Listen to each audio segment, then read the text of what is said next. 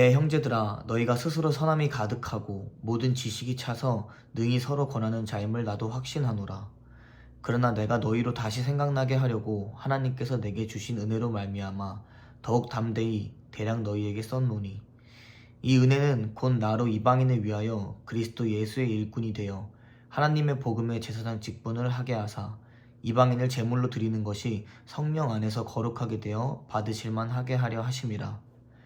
그러므로 내가 그리스도 예수 안에서 하나님의 일에 대하여 자랑하는 것이 있거니와, 그리스도께서 이방인들을 순종하게 하기 위하여 나를 통하여 역사하신 것 외에는 내가 감히 말하지 아니하노라. 그 일은 말과 행위로, 표적과 기사의 능력으로, 성령의 능력으로 이루어졌으며, 그리하여 내가 예루살렘으로부터 두루 행하여 일루리곤까지 그리스도의 복음을 편만하게 전하였노라.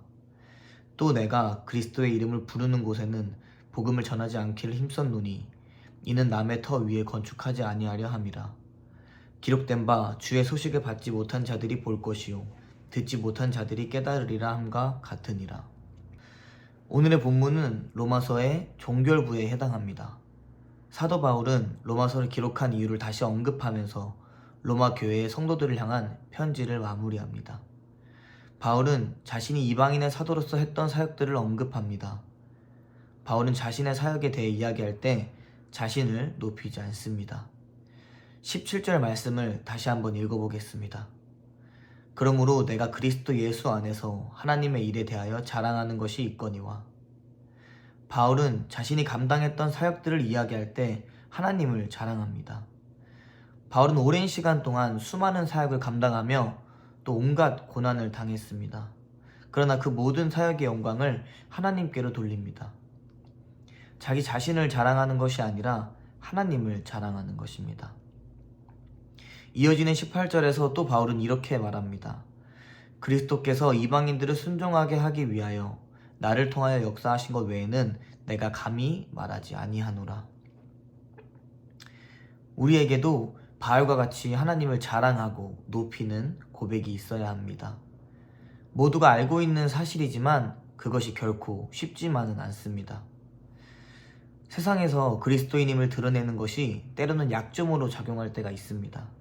그렇게 신앙을 드러냈을 때 그 신앙으로 인해 오히려 불이익을 당하게 되지는 않을까 두려워하는 사람들도 있는 것 같습니다. 우리는 성경 안에서도 이러한 사례를 쉽게 발견할 수 있습니다. 대표적인 예시로 베드로가 있습니다.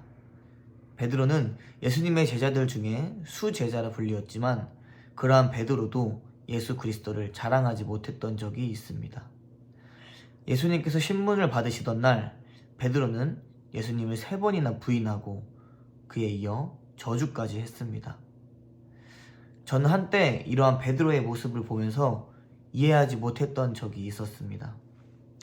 예수님과 오랫동안 함께했고 가장 가까이에서 예수님의 사역을 지켜본 베드로가 도대체 왜 예수님을 부인한 것일까 하고 말입니다.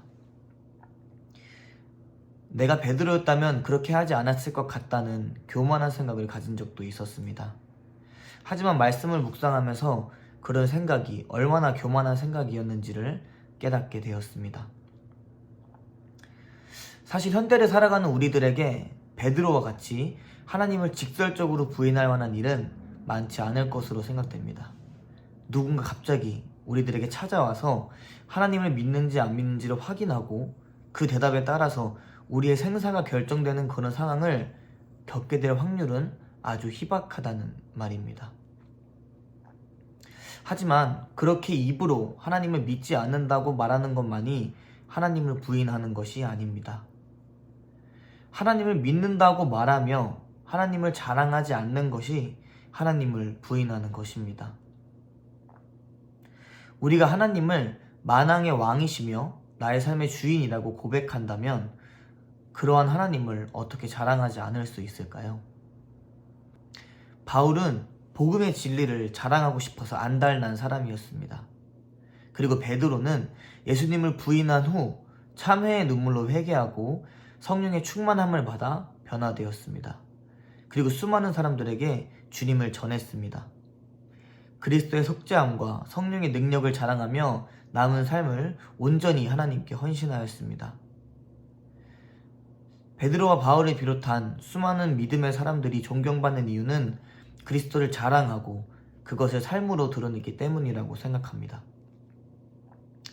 우리는 예수님을 부인하지 않는다고 말하지만 동시에 예수님을 드러내지 않고 살아갈 때가 많습니다. 누군가 우리에게 예수님에 대해 물어보지 않는다고 할지라도 우리가 예수님을 자랑할 수 있는 가장 좋은 방법은 베드로와 같이, 또한 바울과 같이 예수님을 따르는 삶을 사는 것입니다. 우리의 삶이 온전히 예수님께로 향하여서 우리가 자랑할 것은 오롯이 예수님밖에 없다는 것을 고백하는 것입니다. 갈라디아서 6장 14절에는 이렇게 나와 있습니다. 그러나 내게는 우리 주 예수 그리스도의 십자가 외에 결코 자랑할 것이 없으니 그리스도로 말미암아 세상이 나를 대하여 십자가에 못 박히고 내가 또한 세상을 대하여 그러하니라. 이러한 바울의 고백이 우리의 고백이 되기 원합니다. 오직 그리스도만을 자랑하는 우리 모두가 되기를 원합니다. 삶을 살다 보면 때로는 우리의 삶이 한없이 부족하게 느껴질 때가 있습니다. 우리의 삶이 또는 나 자신이 그리스도를 자랑하며 살아가기에는 한없이 모자라고 부족하다는 생각이 들기도 합니다. 우리는 연약하기에 누구나 넘어집니다. 누구나 좌절에 빠지는 순간이 있으며 누구나 자신의 한계를 마주하기도 합니다. 우리가 아무리 발버둥 친다고 할지라도 우리는 완전해지지 못합니다. 우리가 하나님을 붙들려고 할수록 사단도 우리를 흔들려고 하기에 하나님을 자랑하는 그 삶을 살아갈 때 여러 가지 불편함이 생길 수도 있습니다. 하지만 그렇다고 해서 그 삶을 포기해서는 안 됩니다. 우리는 어떻게든 끝까지 하나님을 붙들고 살아가기 위해 끊임없이 노력해야 합니다. 그리스도를 붙들기 위해 발버둥 치는 삶이 남들이 보기에는 보잘것없다고 느껴지고 미련해 보일지라도 아무 상관없습니다. 하나님께서는 우리의 마음을 아십니다.